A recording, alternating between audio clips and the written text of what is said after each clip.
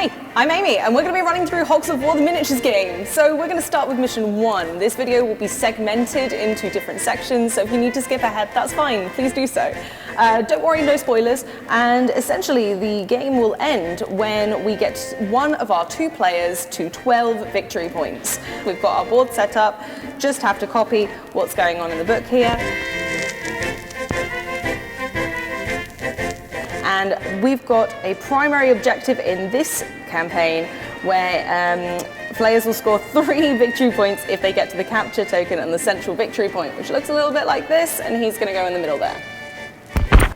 At the start of the game, you'll be given 4 secondary objectives.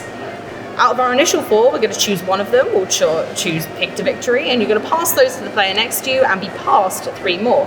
From your new secondary objectives, you then discard 1 and keep the rest. And those are going to be my secondary objectives for the game. Points are scored at the end of every round, and we'll keep collating them until someone gets to 12 victory points to win the game. So each turn is made up of 5 phases. We're going to talk about the first phase, which is the base phase. First of all, you need to place your base on the main game board, and then we can look at what's inside our base. Every single campaign, you always start with 2 key buildings. The first one is the headquarters, and the second one is your large refinery. The large refinery is going to help you to get swill each turn. This is our currency. You start the game with 6, so you don't need to worry about starting off with anything. And we're going to gain 4 swill because that's what the refinery will grant us each turn. Some buildings will give us more and some will give us less, and that's going to be tracked by this die. So every single time that we're going to gain or lose some swill at this beginning step of our turn, we can just track that on the die. Every single turn you can buy 1 building, and it can be any of your choice, and it'll unlock certain things. But in this mission specifically, you can place 2 additional buildings just for free, so you can pick wisely. For example, we could choose this tank unlockable building. We can place it anywhere on our grid. Same with your headquarters and refinery. You don't need to put those in any specific place, you can choose. So I could just pop this right here, and that's going to lower our swill by 1. So we're going to put this down to a 3, and now at the start of my next turn I'm going to gain 3 swill, but this can go up and down, so don't worry too much about using it up. So that's going to unlock our tanks, so we can flip over our tank card and those units are ready to be placed. Now we're going to place the second building. We'll take this one for example, pop that anywhere I fancy, and then that's going to unlock the snipers. Anything with an unlock symbol is going to unlock something, so you need to find the icon that matches that unit. At the beginning of your turn, don't forget to add your income swill, so we're going to need 3 more, adding to our 6 that we get at the start of the game. So we're going to go 7, 8, 9. And it's time for some additional setup. So for this mission, we get 5 of our grunts, which we can place immediately around our base, and 1 additional unit. The unit doesn't need to be unlocked, so I can choose this bombardier, for example, and pop him there. So once both players are set up there, we can start to do things with our units.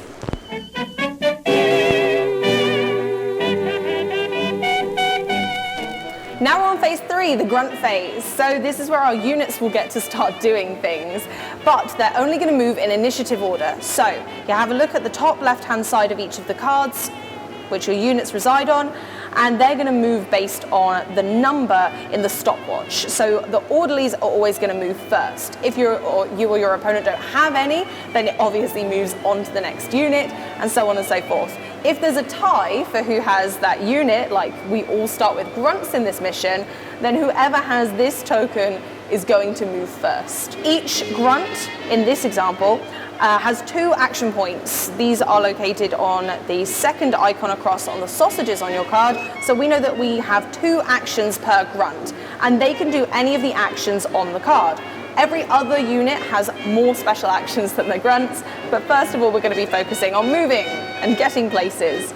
So there's lots of different icons on the board where we can gain resources or victory points at this stage. So if I was going to move one of my units towards maybe a refinery or the alpha token in the middle to start gaining victory points, there's all sorts of places that we can start moving towards. We also have terrain to deal with.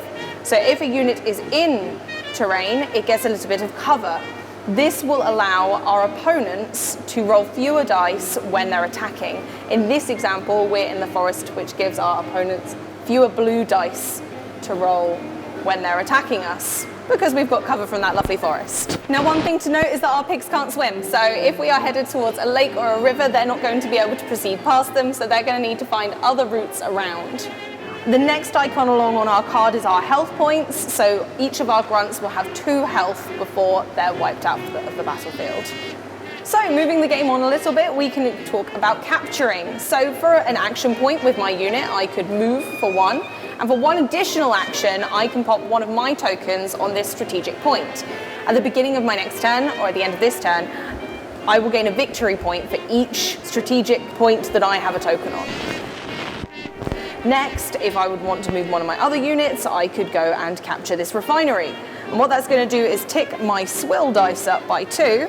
So we're going to go up to 5. At the beginning of my turn, I'm going to gain 5 swill now, and that will remain as long as my token stays on that icon. The only way that your icon can move from a tile is if an opponent comes along and replaces yours with theirs.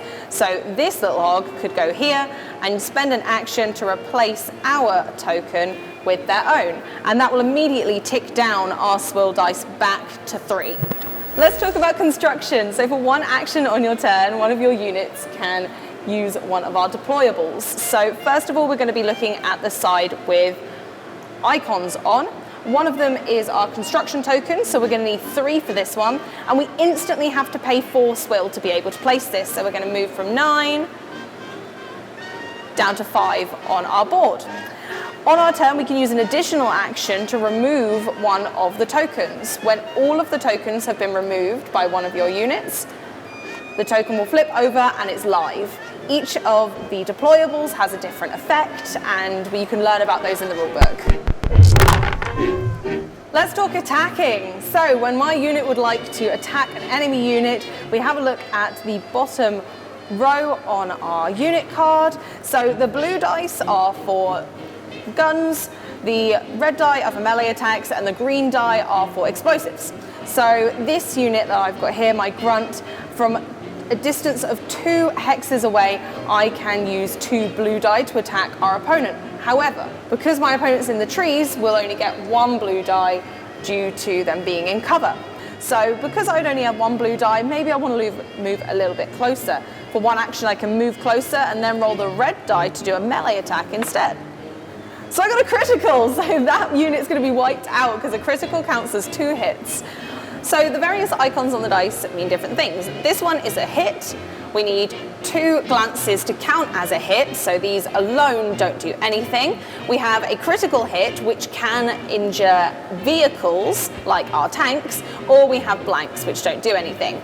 If we do partial damage to a unit, but it's not defeated, then you can use a token to display that it's taken some damage. So for this interaction, if my tank wants to attack the enemy in the mountains here, we'd have a look at how far away it is. I see on my card that I'm allowed 2 red and 2 green die, but my opponent's in the mountains, so I will not be allowed to roll one of my green die because he's obscured a bit by those. So I'll roll my die, and nice, we got a critical hit. Oh wow, so that absolutely obliterates that unit, so he wouldn't be around anymore for certain. But if we'd have only done a little bit of damage, then we could have given him a -1 health token like so.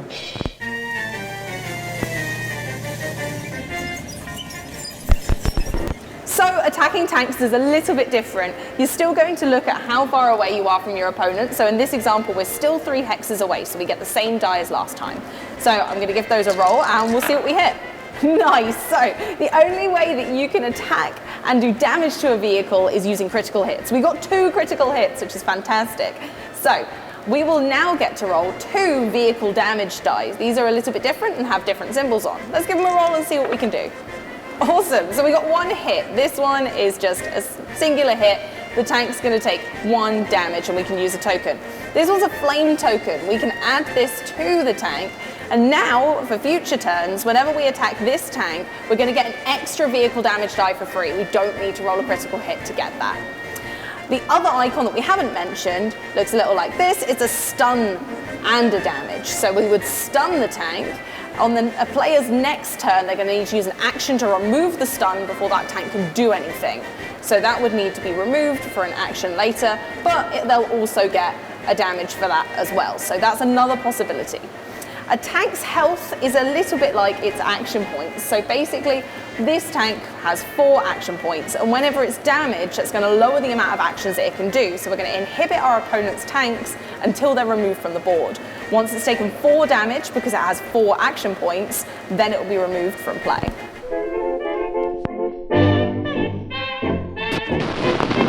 Phase 4 is recruitment. This is where I get to spend the rest of my swills. So I've got 5 left, so I could hire a sniper and a grunt. So if I'm going to recruit them, then I just plop them adjacent to my area there, spend all that swill, so I've got none left. They must go adjacent to your base tile, and if there's no space left, then you can't recruit another unit until one is moved out of its way. During this phase, you can also use your unit upgrades. So if I wanted one of those, then I can spend the cost of swill and pop that under my unit to give it extra abilities.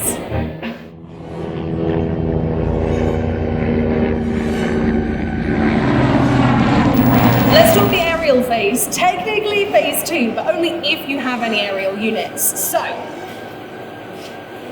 planes work in a slightly different way to our regular units. They have speed, and their initiative is based off that speed. So, on my turn, I can move my speed marker up or down only 1 space, and right below that is its new initiative. The speed will allow me to do various things which are on the chart on the board that you'll hide from your opponent. If you are dueling aerial units, then you'll hide what you're doing until you're ready to reveal at the same time. So it'll just show me what I'm allowed to do. So it'll give me any rotations that I'm allowed, bombing allowed, and things like that. If you have a bomb, if you've purchased one, you can use that whenever you like on your turn, and that's the same with shooting. So you can use those whenever you fancy. The only exception to this is the very first thing that an aerial unit must do is move forward 1 space in the direction it's currently facing. If it hits a mountain, it automatically is removed from play. It cannot survive that. The area below the initiative tells me where my plane is allowed to go and kind of if it's allowed to rotate. So at the moment I've got it on the left-hand turn. So at one point during my turn, I must rotate it left. So for example, I could have to move it forward 1 space first, and then I could do my 1 rotation, and that could go to the left like so. When a plane takes damage, it must be crit in order to take damage. It will start to get worse and lose functionality. To represent this, we use one of these cubes, and we will be putting them over our movement area. Now, when a plane is crit, using our vehicle damage dice, each of the symbols will mean slightly different things. If it's this regular symbol with 2 little pips on, then I will get to decide where that token goes, and if it's this singular one, then my opponent gets to choose where it goes.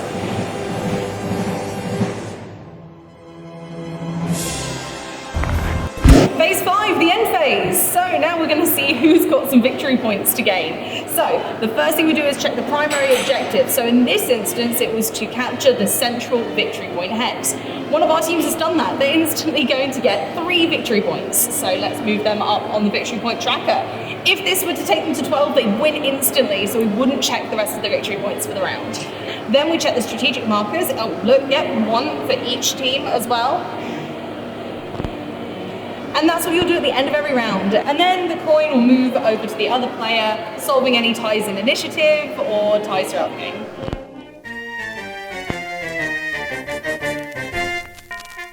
Thanks for watching. For any other information on solo play, sandbox, or 3 to 4 player, you can check the rulebook. Thank you so much and enjoy playing.